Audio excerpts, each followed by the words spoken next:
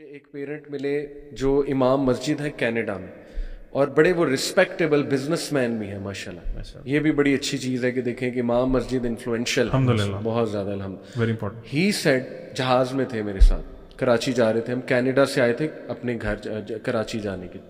مجھے کہتے کہ میں نے 17 سالہ بچی کا جنازہ پڑھایا کچھ دن پہلے.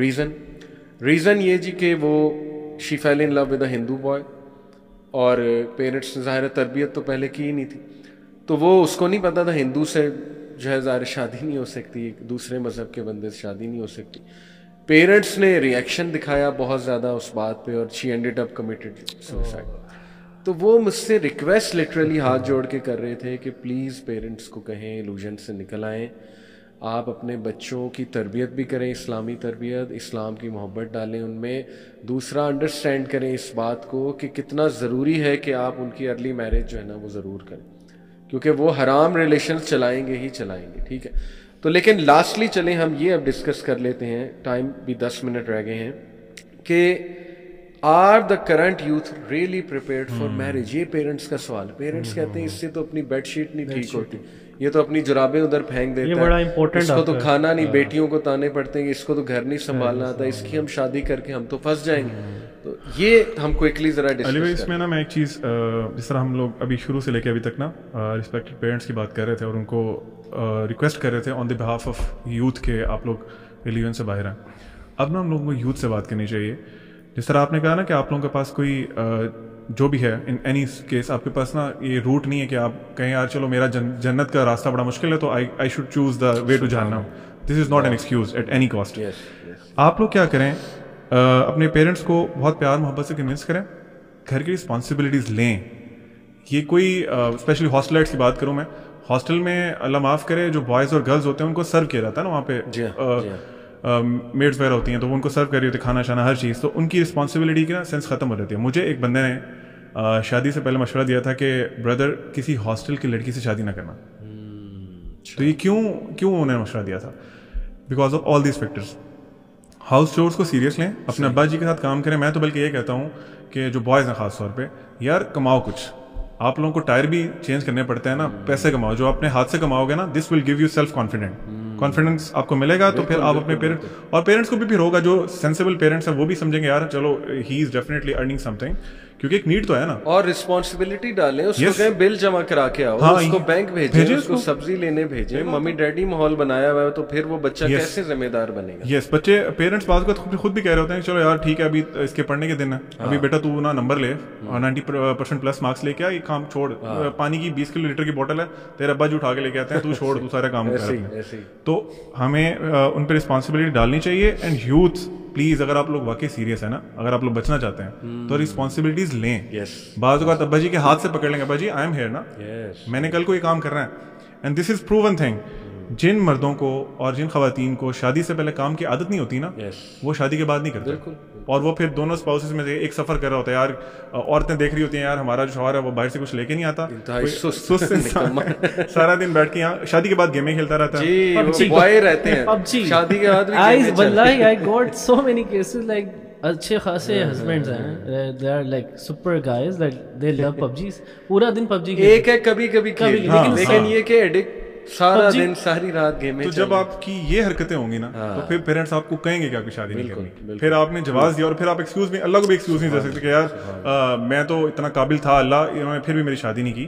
آپ کو, اور سیم فار دا سسٹرز, آپ لوگ اپنی امی کا ہاتھ بٹائیں, کچن میں کام کریں, جو آپ کی بیسک رسپانسبلٹیز ہیں شادی کے بعد ان کو ابھی سے لیں, تاکہ آپ کو ایک تو پریکٹس بھی ہو, دوسری بات ہے آپ کو ایک فیلنگ آئے کہ یار I am ready for marriage. صحیح بات ہے. اچھا علی بھائی, میں جس طرح عبدالعین بھائی نے بتایا کہ لائف اسکلز نا سیکھیں, لائک رسپانسبلٹیز جو ہے نا وہ, اچھا کچھ بچے سمجھتے ہیں کہ نا رسپانسبلٹیز نا برڈن ہے.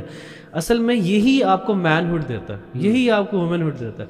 اگر آپ گھر کا خیال نہیں کر رہے, جو لڑکا ہے اس کو پتہ ہی نہیں ہے کہ مجھے اب ایک ذمہ داری لینی ہے, I will be the sole bread and butter for my family. مطلب کہ آپ ان اسلام آپ کو یہ نہیں کرنا کہ آپ اپنی وائف کو باہر بھیج رہے ہیں. You should be responsible for each and everything whatsoever آپ کی وائف کو چاہیے, تو you should be earning for her. On the other side دیکھیں ایک چیز بڑی امپورٹنٹ ہے, اور یہ بڑا آئی تھنک جو بچے جو ہیں وہ شادی کی طرف بھی آنا چاہتے ہیں, بچیاں شادی کی طرف بھی آنا چاہتی ہیں, پروفیٹ صلی اللہ علیہ وسلم کی ایک حدیث ہے, اور حدیث کا مفہوم یہ ہے کہ اللہ سبحانہ و تعالیٰ 3 بندوں کی پرسنل مدد کرتے ہیں.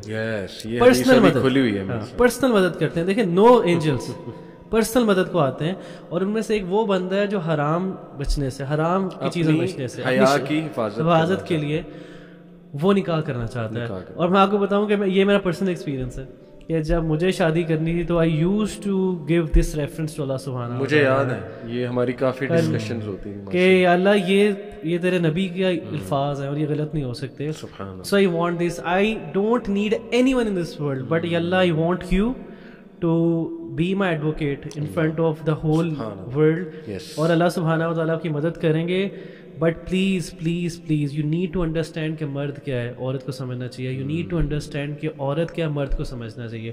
ہم پری میرج چیزوں کو سمجھتے نہیں ہیں. لڑکی کو نہیں پتا کہ لڑکا کیا سوچتا ہے, لڑکے کو نہیں پتا لڑکی کیا سوچتی ہے.